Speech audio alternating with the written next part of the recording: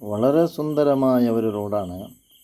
ഇന്ത്യയിലോ കർണാടകയിലോ ഗുജറാത്തിലോ ഇങ്ങനെയുള്ള വിശാലമായ സ്ട്രെയിറ്റുള്ള റോഡ് കാണാൻ സാധ്യമല്ല. വാഹനങ്ങളെല്ലാം വളരെ ഭംഗിയായി നല്ല ആക്ഷനോടുകൂടെയാണ് ഈ റോഡിലൂടെ നടന്നു പോകുന്നത്. ആ വാഹനങ്ങൾ കടന്നു പോകുമ്പോൾ അതിൻ്റെ ഷോറൂമിനെല്ലാം നല്ലോണം ചിലവ് വരുന്ന രൂപത്തിൽ ഡാമേജോടുകൂടെയാണ് പോകുന്നത്. കർണാടക സർക്കാരിന് വേണ്ടി സമർപ്പിച്ച സസ്യങ്ങളാണ്, മരങ്ങളാണ് റോട്ടിനുള്ളിൽ ഘടിപ്പിച്ചിട്ടുള്ളത്. സർക്കാർ കാട് കൊത്താൻ പാടില്ല എന്ന് പറഞ്ഞതിന് വേണ്ടി റോട്ടിലൂടെ കാട് നിർമ്മിക്കാൻ വേണ്ടി ഒരുങ്ങിയ ആളുകളാണ് ഈ നാട്ടിൻ്റെ ആളുകൾ. അപ്പോൾ റോഡ്